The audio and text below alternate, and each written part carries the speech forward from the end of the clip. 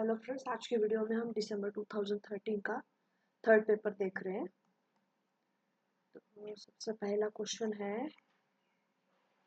Radio carbon तिथि निर्धारण की पद्धति का प्रयोग सर्वप्रथम कहाँ हुआ? तो वो Tata institute of fundamental research Mumbai, यहाँ पे रेडियो कार्बन तिथि निर्धारण पद्धति का सबसे पहले उपयोग किया गया। भारत में पुरापाषाणिक उपकरण सर्वप्रथम कहाँ मिले थे? पल्लवरम में प्रथम पुरापाषाणिक उपकरण मिले हैं। इसमें जोड़ियाँ सम्मिलित करने हैं। तो सबसे पहले जो है वो जेम्स प्रिंसेप आए, फिर जेम्स फर्ग्यूसन आए, फिर थॉमस एडवर्ड और फिर कनम, सबसे आखिरी में कनिंघम ने। इतिहास पुरातत्वों के बारे में ये क्रम होगा। तो सबसे पहले जेम्स प्रिंसेप, फिर फर्ग्यूसन, फिर थॉमस और फिर कनिंघम। हड़प्पा संस्कृति के लोगों ने गेहूं और जौ तथा कपास की खेती का ज्ञान मेहरगढ़ से प्राप्त हुआ है। हड़प्पा संस्कृति के लोगों ने गेहूं, जौ तथा कपास की खेती का ज्ञान निम्न स्थलीय पूर्वजों से प्राप्त किया, मेहरगढ़। इसमें जोड़ियां सम्मिलित करनी है। तो राज्य और नरेश है, तो कुरु राज्य के नरेश थे परीक्षित, के अश्वपति, काशी अजातशत्रु और वत्सभूमि निचक्षु। कुरु, परीक्षित, के अश्वपति, काशी अजातशत्रु और वत्सभूमि निचक्षु। हस्तिनापुर के बाढ़ में बह जाने के बाद पांडवों ने अपनी राजधानी कौशाम्बी में परिवर्तित की थी।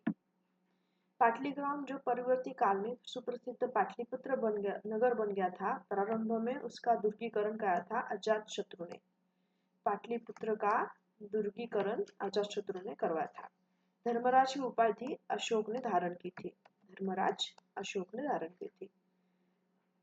सिकंदर के भारत के आक्रमण के समय निम्नलिखित में से कहाँ बुजुर्गों की सभा की सहायता से दो वंशानुगत राजा शासन कर रहे थे? पत्तल में ये शासन कर रहे थे। मौर्य शासन व्यवस्था में पोतावध्यक्ष किस विभाग प्रमुख का अधिकारी कहलाता है? मापतोल का। ये क्वेश्चन रिपीट हो चुका है कि पोतावध्यक्ष जो है वो मापतोल का अधिकारी होता है। अब यहाँ पे जोड़ियां सम्मिलित करनी है, प्राचीन स्थल और आधुनिक स्थिति। तो पुष्कलावती जो पेशावर में चारसट्टा के नाम से जाना जाता है, पुष्कलावती चारसट्टा। कपिशा जो है वो बेग्राम है जो कि अफगानिस्तान में है। गंगवाड़ी जो है वो मैसूर और द्वार समुद्र हाड़ेबीड। ये द्वार समुद्र वाला भी रिपीट हो चुका है, तो फिर से देख लेते हैं। पुष्कलावती चारसट्टा, कपिशा बेग्राम अफगानिस्तान, गंगवाड़ी मैसूर और द्वार समुद्र हाड़ेबीड। उस तमिल काव्य संग्रह की पहचान कीजिए जिसमें चेर वंश के शासकों की प्रशंसा की गई है। तो पद्यपट्टू जो है वो चेर शासकों की प्रशंसा के बारे में है, पद्यपट्टू। गौतमपुत्र सातकर्णी के हाथों नेपाल की पराजय निम्नलिखित में से किस मृतभांड से प्रमाणित होती है? नासिक मृतभांड से गौतमपुत्र सातकर्णी के हाथों नेपाल की पराजय के बारे में जानकारी मिलती है। निम्नलिखित शाखाओं में से किसने सर्वाधिक अश्वमेध यज्ञों का संपादन किया? प्रवरसेन एक ने सर्वाधिक अश्वमेध यज्ञों का संपादन किया, प्रवरसेन एक। कालिदास को शाकुंतलेश्वर दौत्य नामक नाटक का रचयिता होने का श्रेय किसके द्वारा दिया जाता है? क्षेमेंद्र द्वारा कालिदास को कौंतलेश्वर दौत्य नामक नाट्य का रचयिता होने का श्रेय मिला जाता है। इसमें दोनों से लेकिन व्याख्या सही नहीं है, तो देख लेते हैं कि सीधे यात्री योगसांग के अनुसार हर्षवर्धन न केवल बौद्ध धर्म का अनुयायी था वरना ब्राह्मण धर्म का कटु विरोधी भी था। कुछ मुद्राएं जो उसके अग्रज भारता को बौद्ध धर्मानुयायी बताती है, हर्ष को शैव धर्म के प्रति समर्पित करती है। ये दोनों सही है लेकिन व्याख्या सही नहीं है। अब इसमें जोड़ियां सम्मिलित करनी है, तो देखते हैं। ये जो अनिलवाड़ा प्राचीन नगर है उसका वर्तमान स्थल है पाटन। अनिलवाड़ा पाटन, अनिलवाड़ा पाटन। ऐहोल जो है वो बादामी में स्थित है, ऐहोल बादामी। धान्यकटक अमरावती, धान्यकटक अमरावती। और दशपुर जो है वो मंदसौर में है। तो इसमें भी ये दशपुर वाला रिपीट हो चुका है काफी बार। फिर से देख लेते हैं कि अनिलवाड़ा जो है वो पाटन है, ऐहोल बादामी, धान्यकटक अमरावती और तशपुर जो है वो मंदसौर है। राजराजेश्वर मंदिर समर्पित है शिव को। राजराजेश्वर मंदिर शिव क्या है? उस राजवंश की पहचान कीजिए जिसके शासक अपने को ब्राह्मण क्षत्रिय कहते हैं। सेन जो राज्य क्षत्रिय है वो खुद को ब्रह्म क्षत्रिय कहते हैं।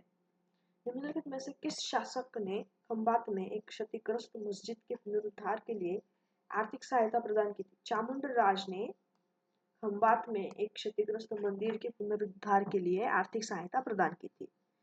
निम्नलिखित में से किस राजवंश को उसकी शासन व्यवस्था में स्त्रियों की भागीदारी के लिए जाना जाता है? तो चालुक्य काल में स्त्रियों की भागीदारी से राज्य चलाया जाता था। चालुक्य। अब इसमें घटनाक्रम लगाना है, देखते हैं।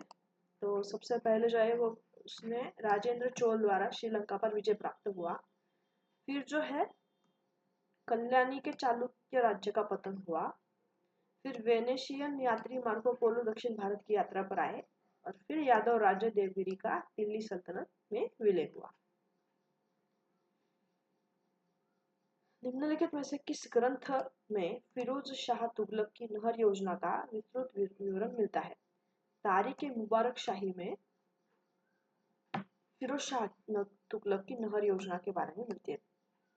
अब ये क्वेश्चन थोड़ा रिवर्सिंग भी पूछते हैं कि नहर योजना किसने अपनाई थी? इसका भी जवाब फिरोज शाह तुगलक है। अब इसमें जो सही है उसका चयन करना है। तो जो थर्ड स्टेटमेंट है वो गलत है, बाकी सारे सही है। तो देख लेते हैं सही वाले कि जागीरों में दी गई समस्त राजस्व मुक्त भूमि को जब्त करना, ये अलाउद्दीन खिलजी के बारे में है सही। अपनी सेना में दाग और चेहरा को लागू करना, शराब की सार्वजनिक बिक्री पर पाबंदी करना, ये सब चीजें अलाउद्दीन खिलजी ने की थी। अलवार संत कौन थे? कुलशेखरा। कुलशेखरा ये एक अलवार संत थे। मार्को पोलो की पुस्तक मुख्य रूप से वर्णन करती है दक्षिण भारत का आर्थिक इतिहास। ये हमको पता होना चाहिए कि मार्को पोलो ने जो इतिहास लिखा है वो दक्षिण भारत के आर्थिक इतिहास के बारे में है। अब इसमें क्रम लगाना है, तो देखते हैं। सबसे पहले क्या हुआ? अब्दुल रज़ाक आया। अब्दुल रज़ाक आया, फिर ए निकितन आया, फिर डोमिंगो पायस और फिर सीजर फेडरिक आया। अब्दुल रज़ाक, निकितन, डोमिंगो पायस और फेडरिक। अब इसमें पुराने स्थल और आधुनिक नाम है। तो देखते हैं कि बरन जो है वो अभी का बुलंदर शहर है, बुलंद शहर। बरन बुलंद शहर। कराचिल जो है वो कुल्लू है आधुनिक। तबर हिंद है भटिंडा और पट्टन है अनिलवाड़ा। अब ये भी है, देखो अनिलवाड़ा पट्टन का है, ये जो रिपीट हो चुका है काफी बार। तो फिर से देख लेते हैं। बरन जो है वो आधुनिक बुलंद शहर है। कराचिल कुल्लू, तबर हिंद भटिंडा और पट्टन अनिलवाड़ा। गियाउद्दीन तुगलक द्वारा तुगलक वंश की नींव रखने से संबंधित निम्नलिखित में से सही जो नहीं है वो यही है। बस तो बाकी पढ़ लेते हैं कि गियासुद्दीन तुगलक के बारे में क्या सही है। तो सिंहासन रूढ़ होते समय गियासुद्दीन ने के अधिकार को एकमत से स्वीकृत किया गया। गियासुद्दीन के पास भारी गिनती में वफादार सिपाही थे जिन्होंने उसे समर्थन दिया और सल्तनत की स्थिरता के लिए दिल्ली में लोगों ने भारी योगदान दिया। ये तीनों सही है। इसमें आर सही है, तो वही पढ़ लेते कि राज्य का ध्येय संपूर्ण देश को दार उल हर्ब से दार उल इस्लाम में परिवर्तित करना न था। बस यही सही है। शेख शरफुद्दीन यहिया मनेरी सूफी सिलसिले से संबंधित है। फिरदौसी। अब जो शेख शरफुद्दीन यहिया मनेरी है वो फिरदौसी सिलसिले से संबंध रखते हैं। इसमें जो सही है वो यही है। तो बाकी पढ़ लेते हैं। किस बारे में? बाबर नामा के बारे में। बाबर के स्मरण अत्यधिक साहित्यिक मूल्य का ऐतिहासिक स्रोत ये रहा है। बाबर ने प्रत्येक अच्छी बुरी घटना का अत्यधिक निष्पक्षता से वर्णन किया है और ऐतिहासिक घटनाएं बाबर के निजी विचारों, मनोभावों और विवेक से इस प्रकार मिल गई है कि उन्हें एक दूसरे से अलग नहीं किया जा सकता। ये सारे सही हैं बाबरनामा के बारे में। इसमें दोनों से व्याख्या भी सही है कि प्रत्येक जागीरदार प्राथमिक रूप से मनसबदार था, परंतु प्रत्येक मनसबदार जागीर नहीं था। कुछ मनसबदारों को नगद अदायगी दी जाती थी, जागीरों द्वारा नहीं। ये दोनों से व्याख्या भी सही है। अब इसमें जो है सही कथन हमें पहचानने हैं। तो जो सेकंड वाला है बस वही गलत है, बाकी सारे पढ़ लेते हैं कि भारत में राजपूत राज्यों से संबंधित बांधवगढ़ पर बेघेलाओं का शासन था, ये सही है। ओरछा उत्तर और दक्कन के संपर्क मार्ग पर स्थित था, ये सही है। और ओरछा बुंदेला राजपूतों के कब्जे में था, ये भी सही है। दाग और चेहरा मुगल सैन्य प्रशासन में किसके राज्यकाल में प्रारंभ हुआ? ये बहुत इंपॉर्टेंट और काफी बार रिपीट चुका है। तो दाग और चेहरा जो है वो अकबर के द्वारा प्रारंभ किया गया है। हल्दी घाटी के युद्ध में मेवाड़ के अधिपति महाराणा प्रताप को मुगल सेना ने पराजित किया। इसका नेतृत्व कर रहे थे राजा मानसिंह। हल्दी घाटी का युद्ध महाराणा प्रताप और राजा मानसिंह के बीच हुआ था। ईवान का मुगल वास्तुकला शब्दावली में अर्थ है किसी भी आकार और योजना की स्तंभीय रचना, मतलब ईवान किसी भी आकार और योजना की स्तंभीय रचना। किस मुगल बादशाह के काल में मुगल चित्रकला के प्राकृतिक दृश्यों का चित्रण अपनी परिकाष्ठा पर पहुंच गया? जहांगीर के काल में चित्रकला की जो कला है वह पराकाष्ठा पर पहुंच गई थी, जहांगीर के काल में। यह कथन किसका है कि पूर्व आधुनिक कालीन यूरोपीय राजाओं की भांति उनके समकालीन मुगल बादशाह अपने रोजमर्रा के व्यय के लिए निजी साहूकारों के ऋणों पर निर्भर नहीं करते थे। ये रिचर्ड्स का कहना था। अब इसमें भी जोड़िया समिति के स्थान और संस्थापक जो शहर बीकानेर है वो राव बीका ने स्थापित किया है। शहर बीकानेर राव बीका। कीर्ति स्तंभ चित्तौड़ जो राणा कुंभा ने स्थापित किया है। कीर्ति स्तंभ चित्तौड़ राणा कुंभा। अहमदाबाद की स्थापना की है अहमद शाह एक ने। और होशंगाबाद का स्थापना की है अल्प खान ने। ये होशंगाबाद का रिपीट हो चुका है काफी बार, अल्प खान। इसमें जो सही नहीं है वो यही है कि नेशनल लाइब्रेरी नई दिल्ली में नहीं है, बाकी सारे सही है कि खुदा बख्श लाइब्रेरी जो पटना में है, भंडारकर इंस्टीट्यूट पुणे में और सालारजंग म्यूजियम हैदराबाद में। इसमें क्रम लगाना तो सबसे पहले कौन आए हैं? बालाजी बाजीराव आए हैं, फिर माधवराव एक प्रथम, फिर माधवराव नारायण और फिर बाजीराव सेकंड आए हैं। जो सही नहीं है वो बस यही था। अब बाकी पढ़ लेते हैं। भारत के उत्तर मध्य काल के फारसी स्रोतों में ग्रामीण समाज के जीवन का विवरण बहुत सीमित है। इस अवधि में भारत की यात्रा करने वाले विदेशी यात्रियों ने ग्रामीण समाज का बहुत कम विवरण किया है। क्षेत्रीय साहित्यिक स्रोत किसी हद तक ग्रामीण लोगों के जीवन और स्थिति की जानकारी प्राप्त करने में हमारे लिए सहायक होते हैं। ये सारे सही है। इसमें जो सही नहीं था बस यही है। अब बाकी पढ़ लेते हैं कि ईस्ट इंडिया के स्थायी राजस्व बंदोबस्त के बारे में।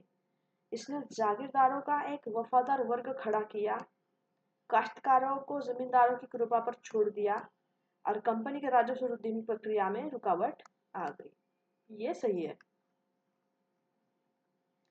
ये कट हो चुका था। हैदराबाद के निजाम राज्य का संस्थापक था चिनलुलिज खान। ये भी पता होना चाहिए हमको। चिनलुलिज खान हैदराबाद के निजाम राज्य का संस्थापक था। निम्नलिखित विद्रोहों को कालक्रम में लगाना था। तो सबसे पहले कौन सा विद्रोह हुआ है? चौर और हो, ये पहले हुआ, फिर वघेरा, फिर कोली और फिर संथाल। कोली और संथाल तो पता था हमें, चौर ओ हो और फिर वघेरा विद्रोह हुआ है। किस चार्टर एक्ट से भारत व्यापार का मार्ग अंग्रेजों के लिए खुला किया गया और ईस्ट इंडिया कंपनी के लिए समाप्त हो गया? ये 1813 का जो चार्टर एक्ट है उसके द्वारा भारतीय व्यापार का मार्ग अंग्रेजों के लिए खुला और ईस्ट इंडिया कंपनी के लिए समाप्त हो गया। इसमें दोनों से लेकिन व्याख्या सही नहीं है कि ब्रिटिश शासन के पास देशी रियासतों के लिए अपनी शाही नीति में कोई सुसंगत स्थान नहीं था। वे देशी राजाओं को एक दूसरे से अलग रखते थे। इस पारंपरिक शाही ने भारत के स्थायी भेद को प्रकटन करने के लिए प्रयोजन को पूरा किया। इसमें व्याख्या सही नहीं लग रही है। निम्नलिखित नीति दस्तावेजों में से किसे भारत में पाश्चात्य शिक्षा पद्धति का मैग्ना कार्टा कहा जाता है? ये भी हमें पता होना चाहिए कि मैग्ना कार्टा जिससे कहते हैं वो है चार्ल्स वुड का 1854 का डिस्पैच। गेटवे ऑफ इंडिया का निर्माण किंग चार्ल्स V ने किया था। Gateway of India king Charles V। इसमें जोड़ियां सम्मिलित करनी है कि दादाभाई नौरोजी राष्ट्रगुप्तार, द्वारका नाथ विद्याभूषण सोम प्रकाश, देवेंद्रनाथ टैगोर इंडियन मिरर और अय्यर का था स्वदेश मित्रम। इसमें से ये देवेंद्रनाथ टैगोर और J.S. अय्यर और दादाभाई नौरोजी का ये जो पुस्तक ये है नियतकालिक, इसके बारे में बहुत बार क्वेश्चन पूछा गया है। तो फिर से देख लेते हैं। दादाभाई नौरोजी का था राष्ट्रगुप्तार, द्वारकानाथ विद्याभूषण का था सोम प्रकाश, देवेंद्रनाथ टैगोर इंडियन मिरर और अय्यर का है स्वदेश मित्रम। वेद समाज की स्थापना तो हमें पता है कि श्रीधर नायडू ने की है। पूरा पढ़ लेती है। वेद समाज जो केशव सेन की पहल पर 1864 में मद्रास में स्थापित हुआ था, उसी को दोबारा 1871 में दक्षिण भारत के ब्रह्म समाज के नाम से चलाया। ये हमें पता होना चाहिए कि वेद समाज को ब्रह्म समाज के नाम से ही चलाया था श्रीधर नायडू ने। इसमें भी ये भी हमें पता होना चाहिए कि सबसे पहले सर जॉन लॉरेंस आए, फिर डफरिन आए, फिर रीडिंग और फिर विलिंगटन आए। Lawrence, Dufferin, reading, Willingdon. इसमें दोनों से व्याख्या भी सही है। पढ़ लेते कि भारतीय राज्य आयोग ने रेखांकित किया कि सर्वोच्चता को सर्वोच्च ही रहना चाहिए। अंग्रेजों का नवीन सामूहिक राजशाही संस्कृति से मोहमंत्र हो गया था। ये सही है, दोनों भी सही है, व्याख्या भी सही है।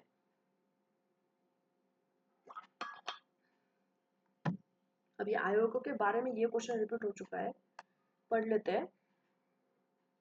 सबसे पहले जो आया वो सैडलर आयोग आया है, फिर राधा कृष्णन आयोग, फिर विश्वविद्यालय अनुदान आयोग और फिर कोठारी आयोग। तो सबसे पहले सैडलर, राधा कृष्णन आयोग, विश्वविद्यालय अनुदान आयोग और फिर कोठारी आयोग। एनी बेसेंट किस वर्ष भारतीय राष्ट्रीय कांग्रेस की महिला अध्यक्ष बनी? 1917। 1904 में किसने कहा था कि संयुक्त बंगाल एक शक्ति है, विभाजित बंगाल कई भिन्न रास्तों पर चलेगा? यह हर्बर्ट रीसले ने कहा है। श्यामजी कृष्ण वर्मा ने निम्नलिखित में से किस वर्ष भारत की स्वतंत्रता के लिए कार्य करने हेतु लंदन में इंडिया हाउस की स्थापना की है? 1905 में की है। अब ये क्वेश्चन घुमा के पूछते हैं कभी कभी कि इंडिया हाउस की स्थापना किसने की है, तो ये श्यामजी कृष्ण वर्मा ने की है। इंडिया हाउस की स्थापना की हो और किस वर्ष की है, तीनों बातें हमें पता होनी चाहिए। निम्नलिखित में से किसने गोपाल कृष्ण गोखले को व्यावहारिक कर्मठ कार्यकर्ता और स्वप्नों का गुण स्वप्न दृष्टा के गुणों का अनोखा संगम कहा है? श्रीमती सरोजिनी नायडू ने कहा है। वैक्यूम सत्याग्रह को गांधी जी ने केरल में किस लिए प्रारंभ किया? मंदिर के द्वार निम्न जातियों अथवा अवर्णों के प्रवेश के लिए खुलवाने हेतु। वैक्यूम सत्याग्रह गांधी जी के द्वारा केरल में। अब यहाँ पे बुक्स और उसके ऑथर लिखे हैं, तो कोलिंस लेपियर ने जो लिखा है वो फ्रीडम एट मिडनाइट लिखा है। कोलिंस, लारी और लेपियर ने फ्रीडम एट मिडनाइट लिखा है। जूडियथ ब्राउन ने Gandhi ji rise to power लिखा है। सलमान रशीदी ने लिखा है द सैटेनिक वर्सेस और हेडसन ने लिखा है the great divine Britain India Pakistan. यह टिप्पणी किसने की है कि इतिहास उपन्यास से अधिक रुचिकर होता है? डेविड ह्यूम ने यह टिप्पणी की है। सही जो नहीं है वो यही है, बस बाकी सारे पढ़ लेते कि आधुनिक आर्थिक इतिहास का समर्थन काफी हद तक सांख्यिकीय आंकड़ों से किया जाता है। सृजनात्मक विचार और समाज पर उनके प्रभाव के कारण बौद्धिक इतिहास का निर्माण हुआ है। समय और स्थान ऐसा कारक हैं जो इतिहास को सही परिप्रेक्ष्य प्रदान करते हैं। उत्तर आधुनिकतावादी के विचार ऐतिहासिक अध्ययन के लिए खतरा है, आर्थर मार्विक का ये कहना था। पुनर्जागरण काल में सही जो है बस एक और दो ही है, पढ़ लेते हैं कि पुनर्जागरण काल से संबंधित है कि पुनर्जागरण इस प्रकार की नई सीख को स्पष्ट करता है जो मानवीय विचार के प्रत्येक पहलू में जिज्ञासा की भावना के उस महत्व को प्रकट करती है ईश्वर और आध्यात्मवाद की तुलना में मानव और मानवतावाद पर अधिक बल दिया गया है। बस यही सही है। इसमें जोड़ा स्मिथ करें तो मॉन्टेस्क्यू की जो बुक है वो द स्पिरिट ऑफ लॉज है। Spirit of laws Montesquieu. Dante की जो डिवाइन कॉमेडी है। रूसो की द सोशल कॉन्ट्रैक्ट और मैकियावेली प्रिंस है। ये काफी फेमस बुक्स है और इसके बारे में बार बार क्वेश्चंस रिपीट होते जाते हैं, तो ये फिर से पढ़ लेते हैं। मॉन्टेस्क्यू की जो है वो द स्पिरिट ऑफ लॉज है। दांते की डिवाइन कॉमेडी है। रूसो की द सोशल कॉन्ट्रैक्ट है और मैकियावेली की द प्रिंस है। इसमें भी बुक्स और ऑथर है, देख लेते हैं। तो जैकब बर्कहैम की जो बुक है वो the civilization of the Renaissance in Italy है। इग्नेट्स ऑफ लोयली जो है वो the society of Jesus. Calvin की जो है वो institute of the Christian religion और इमैनुअल कांट की जो है वो the critique of the pure religion. और जो दुर्हम की रिपोर्ट में पूर्ण स्वतंत्र राज्य की दिशा में अंग्रेजों ने उपनिवेशों की धीरे धीरे मुक्ति की आवश्यकता का समर्थन किया गया था। यह सिफारिश यूरोप में उपनिवेश के बारे में लागू की गई थी। इसके के आगे सारे इस पर थे, पैराग्राफ पर थे। तो